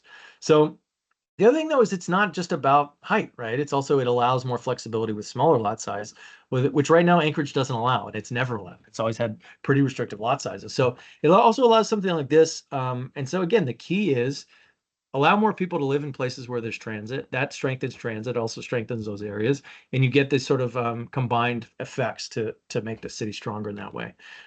Here's another example. This is actually a real lot. This is a vacant lot currently along, I think this is A Street. And under the current, it's zoned R4, which allows high density, but it also has single family. Under R4 right now, you could get 22 6,000 square foot lots on this piece of property. So that's great. We're trying to get 10,000 homes. 22 would be fantastic. But under Tisdo, you could get 78 1,400 square foot lots. And, I'm not a designer, I'm not an architect, but this is done where every lot has street access. You have a little alley here, you have a little green belt. And so you just get so much more potential for land use efficiency out of this. Design standards, there's no open space requirements. It's really leaning on parks for that. No residential design standards, those are in moratorium right now anyway. Landscaping requirements are still in effect. Primary uses, multi-structures allowed. No height transitions. This, I won't bore you with it too much, but this is the landscaping table. It shows that when you have a TISDO zone next to a non-TISDO zone, there will be landscaping. So even if it says there's no setbacks, in some cases there are setbacks. Natural resource protections, again, that doesn't override any of those, so it maintains all natural resource protections. District-specific standards, these are going to change a little bit because this language wasn't that clear. Basically, it was saying you can't have non-residential development in a residential zone without at least 1 unit, and there was a limit to how much commercial or non-residential you could have. We actually heard from the public and the PCC that they wanted more than that, right? They said 2,000 gross square feet is not enough. The Rustic Goat, I think, is maybe 8,000 or 9,000 or maybe up to 10,000. Fire Island is similar in Airport Heights. So we actually heard from a lot of people that they wanted to see more flexibility with mixed use. And then another big thing was drive-throughs. Initially, we said that, yeah, you can, if you're in a B3, you have the overlay, you can still do a drive-through because it's allowed in B3. But now the thinking seems to be that we probably shouldn't be encouraging drive-throughs or allowing drive-throughs in places that are supposed to be for transit supportive development, because driveways are pretty kind of hostile to non-motorized users. So use standards are based on those in the R4A zone. Yeah, I won't go through them all because it's a very long list, but you can see in the materials. And so there are 2 parts of this, and I promise I'm almost done here. There are 2 parts to this plan or this project. One is updating the zoning, the other is updating the comprehensive plan, because there are some pieces of the comprehensive plan that don't quite align. And there's some internal contradictions in there. For example, the plan says that we want to have transportive development, but it can't increase density. That's sort of a contradiction because many parts of the bowl are so low density that you just couldn't support any transit at all. At 5 to 8 dwellings per acre, you really need to go higher than that. So this part of the project would amend that or offer amendments to that. Some parts of the plan call for diameter, some call for radius. So there's some little pieces like that to make sure that everything is still in compliance. Let's see. So here are those specifics. It says transit-supported development is corridors where expanded transit service will support compact walkable pattern development. And then it says over time, compact development can create ridership demand. This is a contradiction. It's saying either let's do the transit first and then the housing will come, or also saying let's do the housing and then later the transit will come. And again, as I mentioned, transit has sort of taken the first step a few years ago. This is the next step in having the land use line up with that. And talking to transit, they're like, we would love to expand. They operate under a different set of financial constraints, and they have to operate in that world. More density would contribute to making it easier for them to make some of those decisions. Okay, and I'll go through some of this again, and it's really just focusing on places where we have high capacity transit running through areas that don't allow a lot of land use flexibility. So a place like this, you've got a bus coming every 10, 15 minutes, but over here you have such low density that not that many people are able to access that. And it would make sense to allow more people the chance to access that if people want, right? It doesn't force anybody to build anything. So finally, I'd recommend just check out our website. On the website, you can hear recording of the work session, recording of the regular meeting. You can see a zoom in version of the map. You can see all the case materials and a presentation we did at South Edition 2 weeks ago. So with that, I'd love to take any questions or otherwise, thank you. USJ. Great, thank you through the chair. Hey, first off, Daniel, thank you so much for making this presentation. I'm sure you're aware there's a lot of public acrimony over the TSDO. And I mean, I personally think it's a much needed kind of change or relook at zoning around transit if we're going to depend on transit to deal with some of our traffic issues in the city. Then zoning needs to kind of match what that plan is. So thank you for taking that on, and also thank you for getting out in front of people with this. In that vein, this body is probably going to want to make comment on the TSDO, and I'm wondering kind of what the timing of that would be. I mean, our next scheduled meeting is in 3 months. Is in as far as this process goes, is that, I mean, would we be making comment that was relevant to the plan if we wait until then, or is that something we would want to do a special meeting for? Yeah, through the chair. So it's probably the Planning and Zoning Commission opened the discussion on the 14th, and then they continued it to the first meeting in September, which is probably, I think, the first Monday in September. So you could give comment on that one. The other thing, though, is once it goes past Planning and Zoning, then it also goes to the Assembly. So say and it'll probably be a different version when it comes back to the Planning and Zoning in September. So I would say everybody individually, you can absolutely, check out the materials, come give your comment, write in. You can write in anytime. Maybe as the commission, I don't know if it would work with the timeline to give comment before the assembly. And then one other thing, we have heard some people be concerned about it, but I think at planning and zoning, the majority of people who testified were testifying in favor. We've had a lot of support too. So I don't know about special meetings or not, but the timeline is that going back to planning and zoning in September for another public hearing or continuing the public hearing. And then usually it's about a month and a half from, if it passes then, from when it goes from planning and zoning to the assembly. So that would be maybe, let's say, October 15th or so. So that's the timeline. I don't know about the logistics on your side, but thanks for the question and the comment. Just as a point of information right there is we wouldn't be able to submit comments directly. Our comments would have to be submitted through the TAC and adopted by the policy committee. We wouldn't be able just to directly submit comments just as a lot. Just there's definitely some logistics behind that.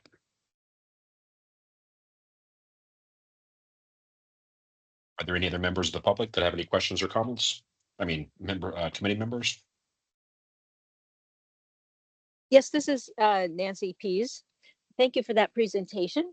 I do have a question, that piece of information that would help in future analysis, whether through the CAC here or just in general for the public. My understanding is that the transit supported density, the target is 25 residential units per acre. And I'm just wondering if somebody has done the math to show that if 10,000 units are possible in the next 10 years and you distribute them over 17% of the community, how much of the transit corridors will achieve that 25 DUA versus if you were to do the smaller footprint of the 2040 land use plan? Would that smaller footprint receiving 10,000, would that get you to your threshold of 25,000? I don't know, has that math been done? And if so, if not, could it be done to see whether this is the right footprint for distributing 10,000 units of housing and getting to that transit threshold? So through the chair, so the 10,000 homes is a sort of aspirational goal of the mayor, right? the transport development overlay is in the service of that, but it also comes out of the plan to just support transit. So the main thing is to get to any level of density that would support transit. So 50 new dwelling units would be good. 5,000 new dwelling units would be good. To do, I mean, I don't know why would that math. It's sort of like you could speculate. It wouldn't really be based on anything. It's hard to guess what 11,000 properties might do with unknown finances and this is really just thinking about from the municipal perspective what makes sense in terms of the infrastructure we have, the infrastructure we see likely to be planned, where it makes sense in terms of the tax abatement and that stuff, and also like by spreading it out as we did, which is still pretty concentrated. It's less than a fifth of the bowl. It allows a range of places, because we've heard from people that they don't want too much concentrated density. We've also heard that this is too disparate. So it's kind of like, well, I don't think we can satisfy everybody. But a lot of it is based on looking at what the 2040 plan recommended, seeing the shortcomings of that. For example, there are parts of the 2040 transport development overlay parts that don't even have bus lines anymore, right? Or run through areas that there was never going to be any development there anyway, like it's all swamp or something. So it was really sort of maybe correcting the missteps of that, or bringing it down to earth a little bit, and just make it where it made sense, right? So the Muldoon corridor was a big one. The 2040 plan, it didn't include the entire Muldoon corridor. And so if we have a DOT project to look at the entire Muldoon corridor, it would look kind of silly if we had, oh, well, we only wanted the transport development to go over half of it, and the buses go this whole length. So really it was just sort of measuring that balance between what kind of makes sense, aligning most of the municipal and federal and state or whatever initiatives going on. So we didn't do any of that math just because it's sort of, I don't think it would be very meaningful math we could have a number, but it would just be a guess as good as any other. So the focus is really like, let's think of where we think there might be opportunities, and then we'll look what happens. And then, of course, we're doing a lot more measuring now, and measuring like how these things actually change. And then, anything like this can always be changed again. But the thinking is just, let's look at where it might have the most impact, makes the most sense for a number of reasons. And then let's see what happens, and we can always readjust. And it's always a policy call, right? So when I say we can readjust, I mean the assembly can decide to readjust if it's meeting their needs or not. And our role is to really say, this seems to make sense, and we're going to track it, and we'll give you the data after we see it. So we want to track something that's measurable rather than doing math on something that's purely speculative. Perfect. Thank you, Daniel. I just want to say we have 15 minutes just so keep things going right here. Are there any other committee members with a question or a comment? I have a question. This is Allie. Go ahead. Through the chair to Daniel, also appreciate your presentation. And I was having a hard time pulling up the project page. Can you just confirm that these slides are available on the planning department website? A version of these slides, there's a longer version of these slides. Through the chair. Yeah, a version of these slides is available on the project page. Basically, the one we did, and you can see the discussion of the Planning and Zoning Commission. I'd really recommend actually going to that. Go to the July 14th Planning and Zoning Commission meeting, and you can watch them. We did this presentation, and then they talked through it. They went into committee in the whole, and it was a pretty interesting discussion. Great, thank you. Thanks. Perfect. Any other comments? Not seeing any. Are there any members of the public that wish to comment?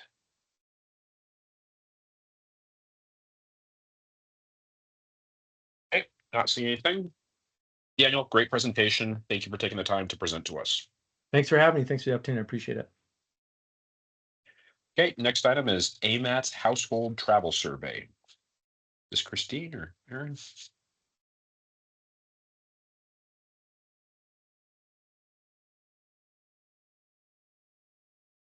You're muted, Christine, if you're speaking.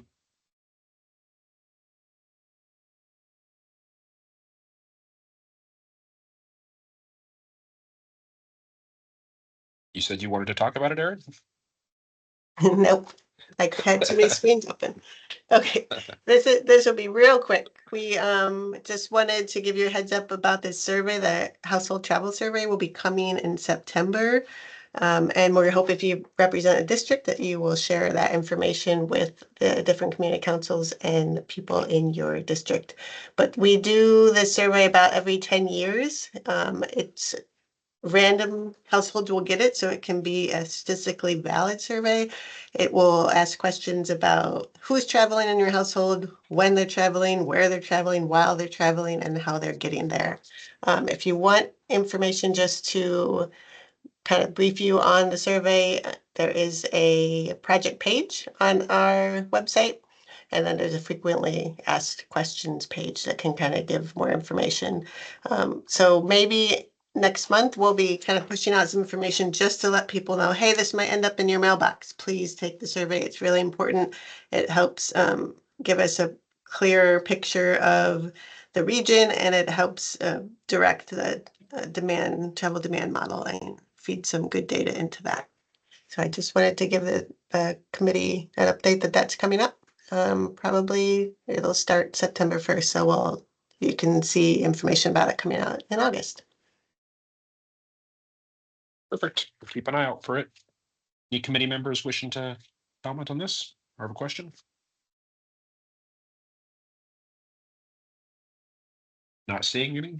Are there any members of the public that have a comment? Not seeing any. So we'll move to committee comments. We'll open it up to the floor.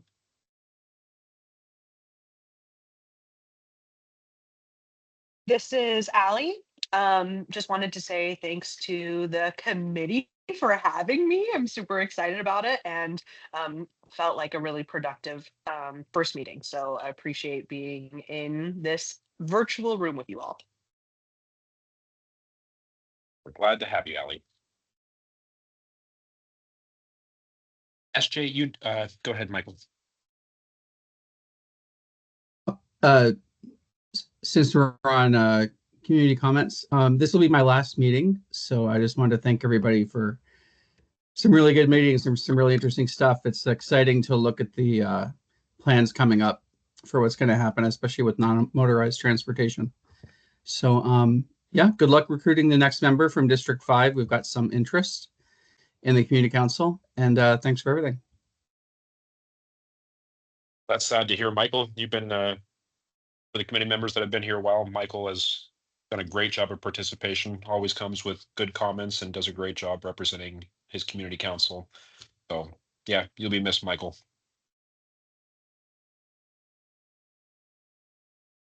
SJ. Great, thank you, everybody. Or thank you, Matt. Yeah, just two things I wanted members to be kind of aware of. I was planning on bringing to the next meeting.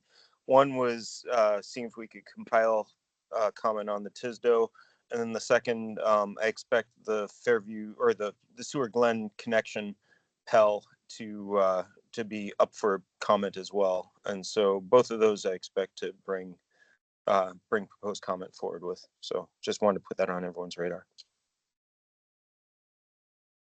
Perfect. And so it sounded like as far as public, as far as the TSMO goes, did that align through staff? Is there any alignment for comments on that? With scheduling, logistics?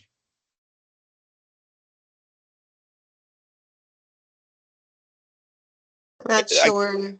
Oh, sorry. I was just gonna say, I'm not sure when,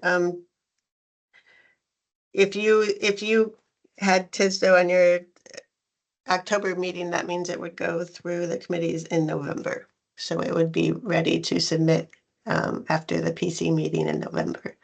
So if we can figure that out offline with Daniel, if that timing is appropriate. Otherwise, we can schedule a special meeting. Sounds great.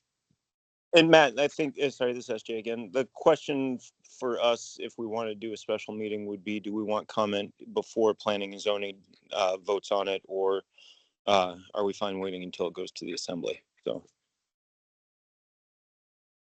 and I'm great. Put it up to the floor. I think for sure before the assembly, but yeah, I don't know actually on that one. Nancy? Yeah, I think it would, I mean, for more influence, I think probably the Planning and Zoning Commission would be the comment at the earliest opportunity is generally what I think is helpful, but I had a different comment, so I don't want to One truncate the question on discussion. it was October. Wasn't the P and Z meeting was in like October 15th or something around there? I thought I heard September. It was September. Yeah, Okay. hi, this is Jim. Can I weigh in here? Yeah, go ahead. Yeah, I'm the planning and zoning person on this committee, and I would suggest the meeting is September, I think September 14th, and there'll be online agendas, and you can watch the video of it, and it'd be a good place to kind of see the new plan that Daniel was referencing. I think we're going to be presented with something that has quite a few changes to it, and I'm not sure if we're going to take action at that meeting or not, but it'll be amended to what we've seen in the work session in the previous meeting. So for this body, if we don't want to have a special meeting, I would suggest familiarizing yourself to our September meeting. And then when we have our next scheduled meeting in October, we can present to the assembly. That's my thought, but Nancy likes, your comment early point is well taken also. You can also comment to our body as individuals or representatives of your district too on September. So I'll mute. Perfect. Thank you, Jim. I think policy committee next meeting is going to be a big determination, but it sounds like we have support. We would like to meet, get our comments to P and Z if possible. So Christine's going to take a look at the schedule and we'll see what works. And if we have to call a special meeting, I'm in full support to make those deadlines, but we'll just wait to have some staff have a chance to look at the calendar to see what is reasonable and doable. Mr. Chair, this is Nancy. The other factor which the gentleman just mentioned is if it's going to be a very different document that's presented in September, then we would be commenting on a moving target, and our comments might be out of date. So if we could get any kind of prediction on whether there's going to be a substantially changed ordinance, that would also influence whether we wait till after September or before September to try to do our analysis and get our comments to P and Z. Point. Okay. Are there any other Yes, committee comments? Go ahead. Through the chair, I have a comment on the project that is not ours to comment on right now, but the Safer Seward Highway. There's a context-sensitive solutions design report that will be subject of a public hearing at P&Z on, I think it's August 10th. It's a Monday. I think it's August 10th. AMATS voted to take out the Safer Seward Highway from within the AMATS boundary, but DOT is going ahead and planning the entire project. So they do have designs for within the AMATS boundary from whatever it is, mile 113 to 118. And it's massive. It's vertically separated lanes with the northbound lane 100 feet above the southbound lane and 200 feet inland, about where the turning arm trail is right now. As individuals, I encourage people to take a look at that project in its entirety and including the part here that's closest to town. And again, we don't have a role because we comment to the policy committee, not to planning and zoning in this instance.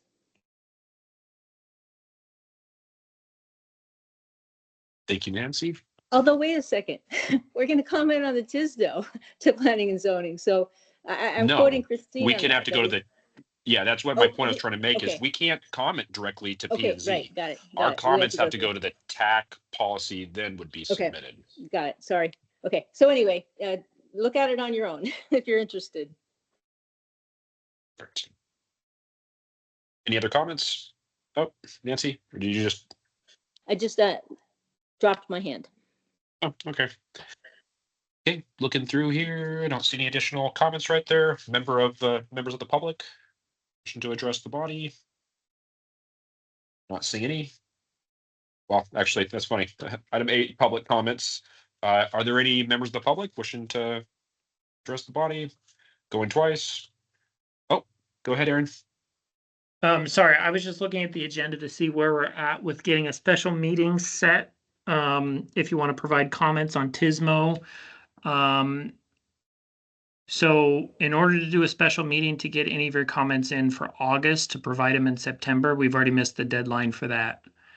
And then to get them to the TAC and PC in September, it looks like we had already missed the planning and zoning's first meeting as well. So just wanted to give you a heads up kind of where we're at. Nope, perfect. Thank you for giving us the spoiler alert as our options are going to be limited. But just to understand, Christine, were you still planning to give follow-up to the body of any options we'd really have?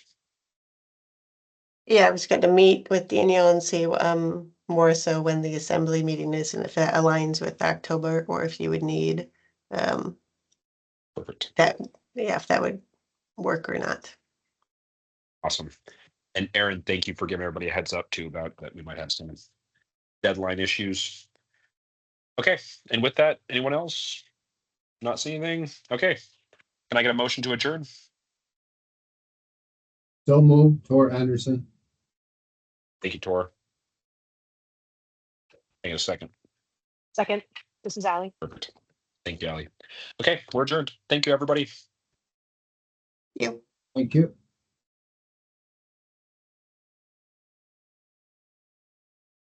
Thanks, everyone.